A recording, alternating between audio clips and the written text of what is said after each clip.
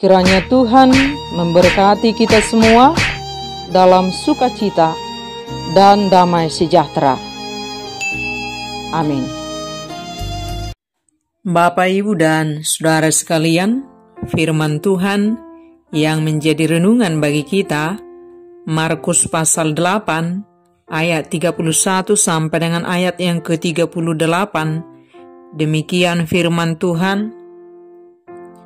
Kemudian mulailah Yesus mengajarkan kepada mereka bahwa Anak Manusia harus menanggung banyak penderitaan dan ditolak oleh tua-tua, imam-imam kepala dan ahli-ahli Taurat, lalu dibunuh dan bangkit sesudah 3 hari. Hal ini dikatakannya dengan terus terang. Tetapi Petrus menarik Yesus ke samping dan menegur dia. Maka berpalinglah Yesus dan sambil memandang murid-muridnya, ia memarahi Petrus, katanya, "Enyahlah iblis, sebab engkau bukan memikirkan apa yang dipikirkan Allah, melainkan apa yang dipikirkan manusia." Lalu Yesus memanggil orang banyak dan murid-muridnya dan berkata kepada mereka, "Setiap orang yang mau mengikut aku, ia harus menyangkal dirinya, memikul salibnya dan mengikut aku. Karena siapa yang mau menyelamatkan nyawanya, ia akan kehilangan nyawanya. Tetapi barang siapa kehilangan nyawanya karena aku dan karena Injil, ia akan menyelamatkannya. Apa gunanya seorang memperoleh seluruh dunia, tetapi ia kehilangan nyawanya? Karena apakah yang dapat diberikannya sebagai ganti nyawanya? Sebab barang siapa malu karena aku, dan karena perkataanku di tengah-tengah angkatan yang tidak setia dan berdosa ini, Anak Manusia pun akan malu karena orang itu, apabila ia datang kelak dalam kemuliaan Bapanya, diiringi malaikat-malaikat kudus." Demikian firman Tuhan. Bapak, Ibu, dan saudara sekalian, perkara untuk menjadi pengikut Kristus tidaklah sesederhana yang dipikirkan oleh kebanyakan orang Kristen. Ada banyak orang Kristen yang masih gagal paham tentang mengikuti Yesus. Jika mengikuti Yesus, tidak ada lagi penderitaan, tidak ada lagi sakit penyakit, tidak ada lagi kekurangan, tidak ada lagi kelaparan. Apa yang diinginkan terpenuhi semuanya karena sudah menjadi pengikut Kristus. Dengan menjadi pengikut Kristus, pintu-pintu rejeki dibukakan. Dengan rajin pergi ke gereja, berkat Tuhan dilimpahkan. Dengan ikut aktif melayani di gereja, berkat Tuhan dilimpahkan. Dan lain sebagainya yang sama dengan ini.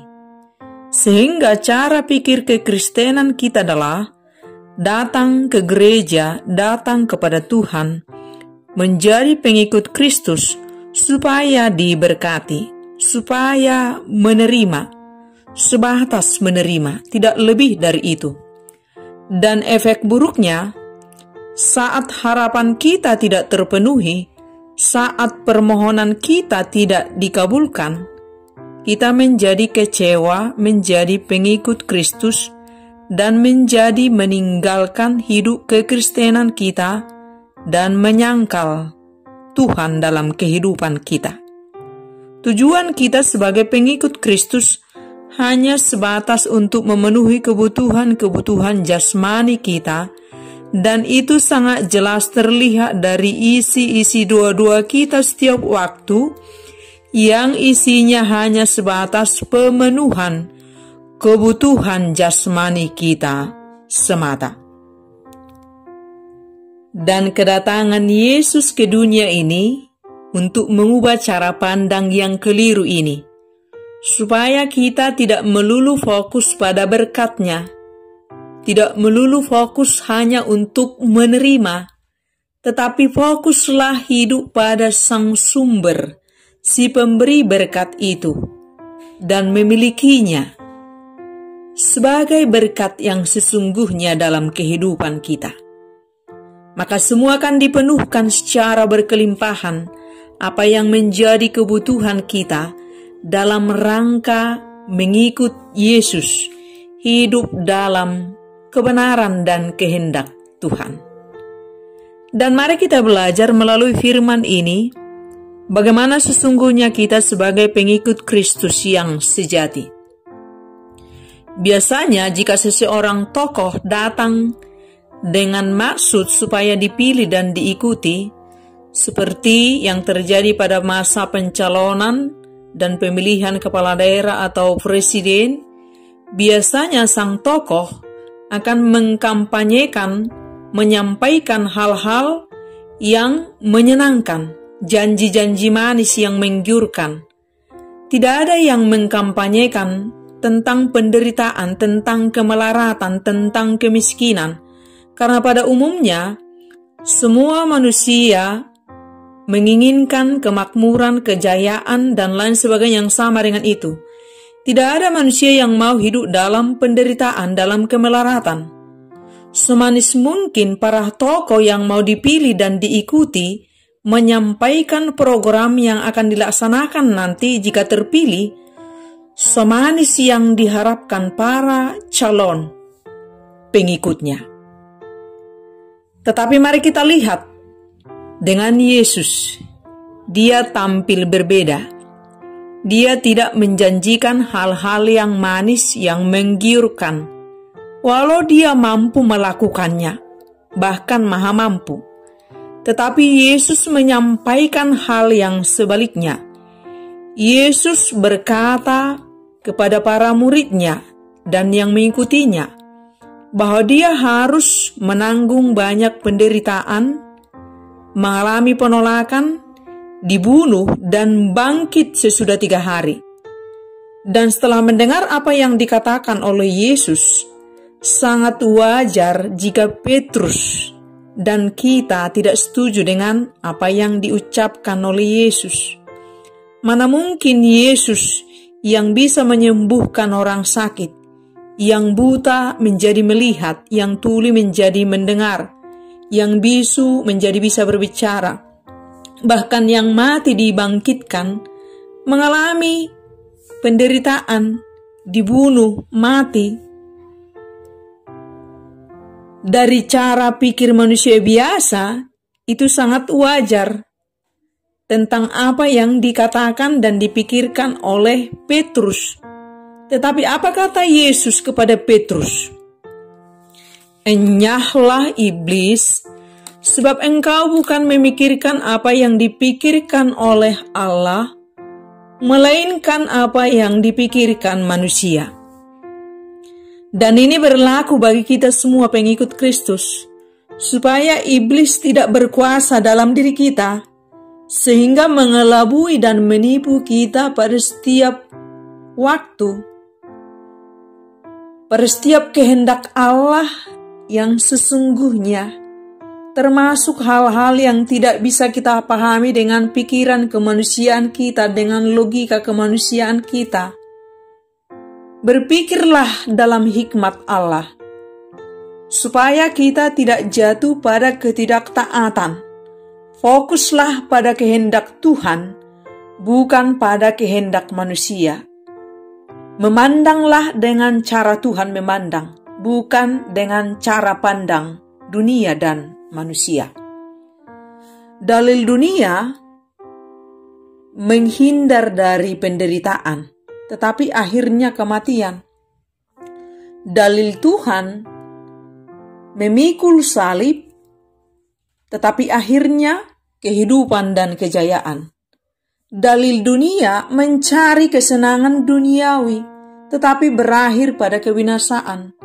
Dalil Tuhan memikul salib, tetapi berakhir pada kehidupan. Dalil dunia mempertahankan diri, tetapi akhirnya kehilangan nyawa. Dalil Tuhan menyangkal diri, akhirnya memperoleh kehidupan. Dan Yesus menegaskan untuk menjadi pengikut Kristus ada beberapa hal yang harus diperhatikan dan dijalankan, dan ini harus dilakukan setiap hari, setiap waktu, tanpa batas waktu, selama kita hidup di dunia ini. yakni menyangkal diri. Menyangkal diri artinya mengesampingkan identitas duniawi dan fokus pada identitas sebagai pengikut Tuhan. Mengosongkan keinginan diri demi mengutamakan kehendak Allah. Dalam Alkitab, Rasul Paulus mengatakan, "Namun aku hidup, tetapi bukan lagi aku sendiri yang hidup, melainkan Kristus yang hidup di dalam aku. Dan hidupku yang kuhidupi sekarang di dalam daging adalah hidup oleh iman dalam Anak Allah yang telah mengasihani aku dan menyerahkan dirinya untuk aku." Kristus telah mati untuk kita, supaya kita hidup. Walau kita tidak layak untuk ditebus, tetapi Kristus menebus kita dengan sangat mahal, dengan darahnya yang kudus. Sejatinya, kita dengan rela ikhlas memberi hidup kita sebagai penyembahan yang hidup, kudus, dan berkenan kepada Tuhan. Dan untuk ini diperlukan hidup menyangkal diri, mengosongkan diri, dan mengizinkan Kristus hidup dalam diri kita. Dan jika kita memahami dengan benar makna penebusan Kristus pada hidup kita, kita tidak sembrono lagi hidup. Kita tidak hidup asal-asalan lagi. Kita tidak hidup menuruti nafsu keinginan-keinginan daging kita lagi.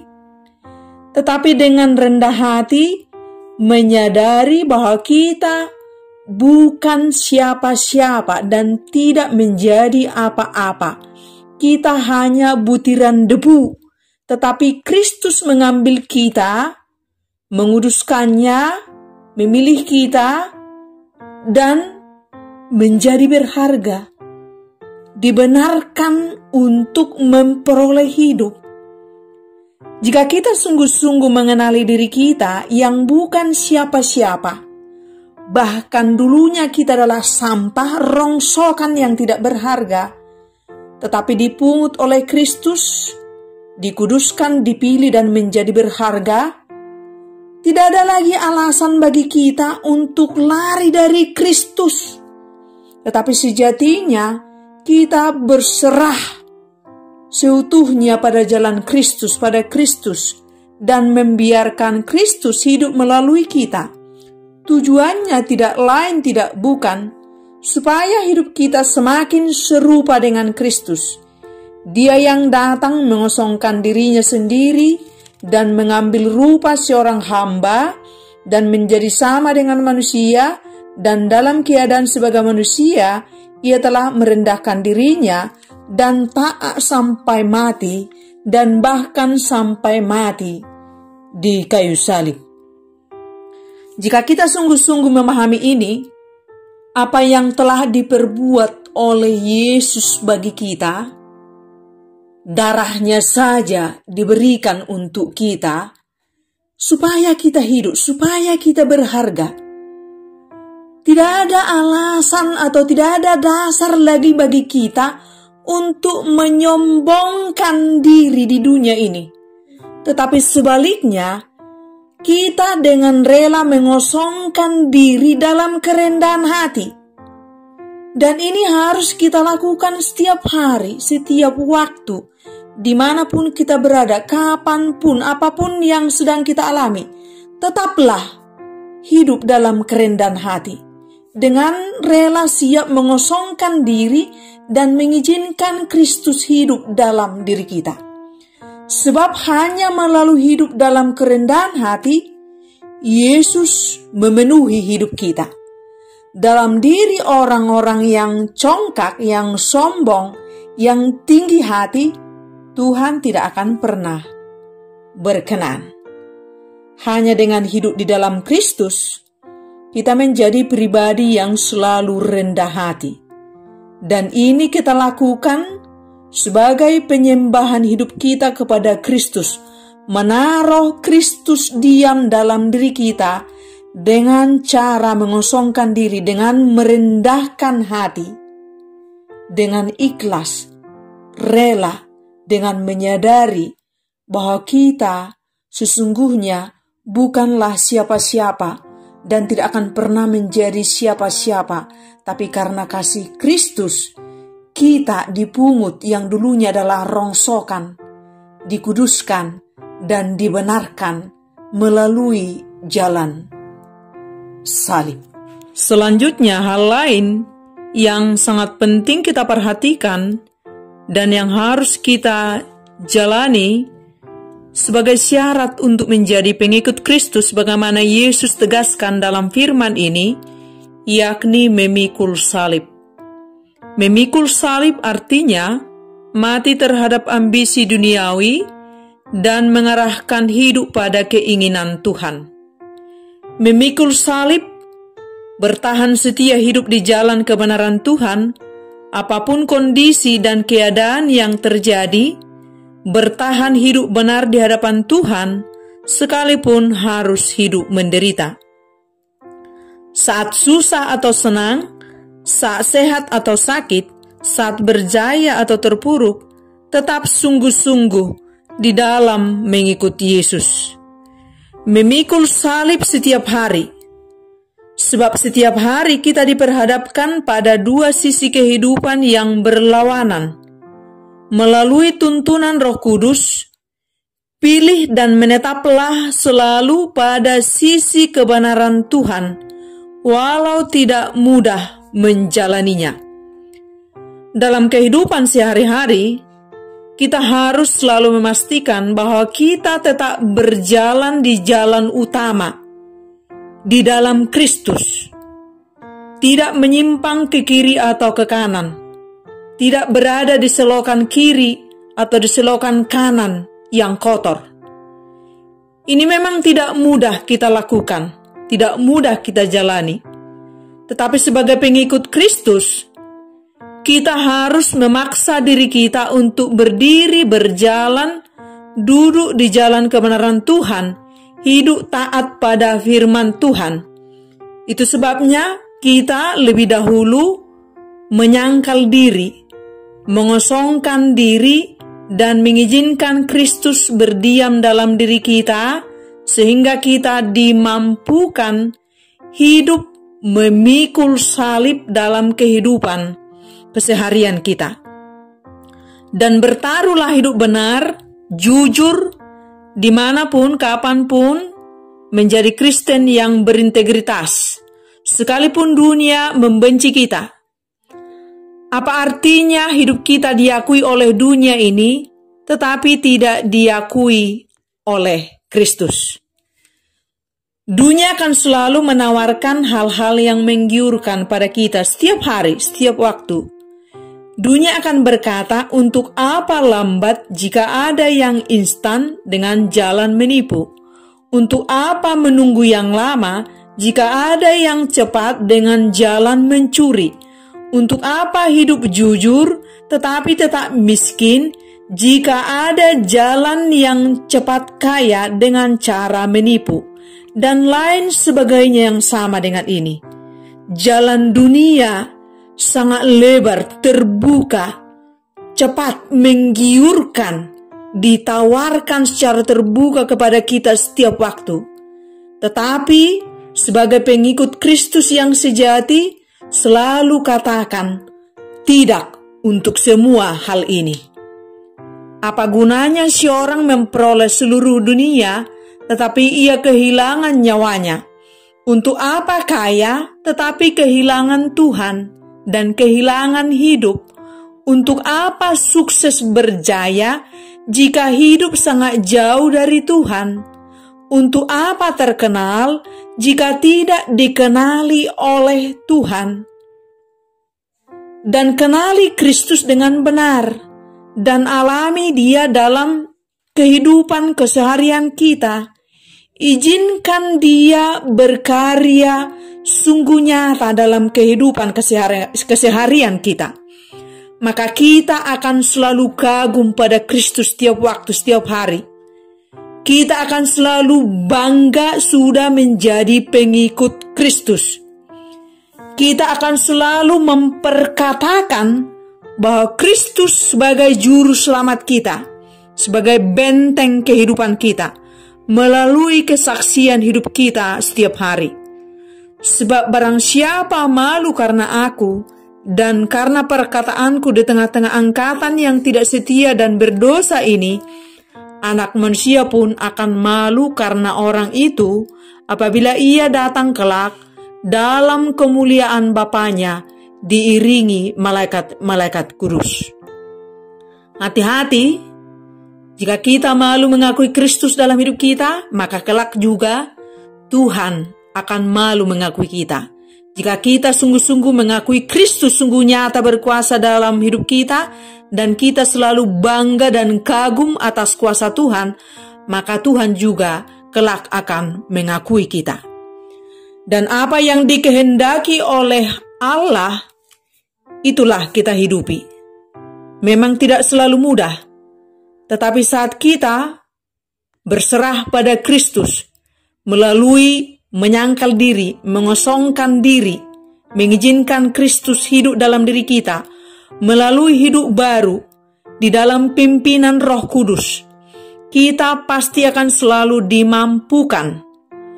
Fokus hidup kita bukanlah dunia ini lagi, dengan segala kemegahannya.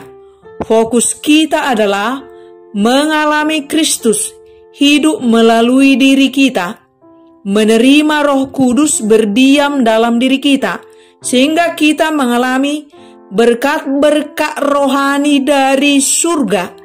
Dan itulah sesungguhnya yang menjadi tujuan hidup kita, yakni kasih, sukacita, damai sejahtera, kebenaran, pengendalian diri, kemurahan, kelemah lembutan, berkat ilahi, sukacita, kesabaran, kemurnian hati, kesucian hati, dan lain sebagainya yang sama dengan ini. Semua itu kita peroleh saat kita mau menjadi pengikut Kristus yang sejati. Dengan terus mau rela ikhlas menyangkal diri, mengosongkan diri, dan mengizinkan Kristus berdiam dalam diri kita, dan memikul salib setiap hari, supaya kita menjadi semakin serupa dengan Kristus. Berjalan bersama Kristus, menikmati hidup yang sesungguhnya dalam kelimpahan hidup, dalam damai sejahtera, sukacita, kebenaran, dalam kehidupan yang sesungguhnya yang telah diberikan Kristus kepada kita ribuan tahun yang lalu, tentu menuju kehidupan yang kekal. Setiap pikulan salib yang kita pikul dengan benar, dengan tekun dan taat kepada Tuhan, walau sakit, itu akan memberi kemenangan iman kepada kita dan akan memberikan kemajuan iman kepada kita. Dan itu kita alami pada kehidupan keseharian kita. Ketika kita terus memikul salib dengan tunduk taat pada Tuhan dan mengalahkan iblis, menaruh iblis di bawah kaki kita, Tuhan akan selalu memberikan kemenangan iman pada kita setiap waktu dan setiap hari. Oleh sebab itu, tetaplah bertahan hidup kudus dan benar di hadapan Tuhan, menjadi hamba kebenaran walau sangat sulit. Dan ini terjadi pada kehidupan keseharian kita. Sangat sulit memang untuk berbuat baik kepada orang yang jahat kepada kita, tetapi tetaplah berbuat baik. Sangat sulit untuk mengampuni orang yang melukai kita, tetapi tetaplah mengampuni. Sangat sulit untuk berdoa bagi musuh kita, tetapi tetaplah berdoa. Tetaplah bertahan melakukan apa yang benar di hadapan Tuhan, apa yang menjadi kehendak Tuhan, entah itu sulit atau tidak sulit. Sebab Yesus juga mengalami hal yang tidak mudah. Waktu berdoa di Taman Getsemani, sebelum Yesus ditangkap dan dibunuh, dia juga berada di bawah tekanan penderitaan sampai berkeringat darah. Tetapi pada hari yang ketiga, Yesus bangkit dari kematian sebagai kesetiaan Yesus untuk tunduk taat pada kehendak Allah. Bahwa apapun yang terjadi pada hidup kita, sesulit apapun, sesakit apapun, tetaplah bertahan pada kehendak Tuhan. Kemenangan akan selalu ada bagi setiap orang yang hidup bertahan, menyangkal diri, dan memikul salib demi kemuliaan Kristus. Sebab di balik salib ada kemenangan, ada sukacita, damai sejahtera, dan kehidupan yang kekal. Siapakah pengikut Kristus yang sejati? Apakah dia orang yang selalu rajin ke gereja? Apakah dia orang yang sangat aktif melayani di dalam gereja? Pengikut Kristus yang sejati adalah orang-orang yang setia hidup menyangkal diri, mengosongkan diri dan mengizinkan Kristus hidup berdiam, bekerja melalui dirinya, dan memikul salib setiap waktu, tetap bertahan benar, dan melakukan apa yang menjadi kehendak Tuhan. Jadilah menjadi pengikut Kristus yang sejati, sebab hanya orang-orang yang rela mau menyangkal diri dan memikul salib demi kemuliaan Kristus, demi kebenaran Kristus, demi kehendak Allah, hanya mereka itulah yang menikmati kehidupan yang sesungguhnya di dalam Kristus dan menuju kehidupan yang kekal. Tuhan memberkati kita semua. Amin.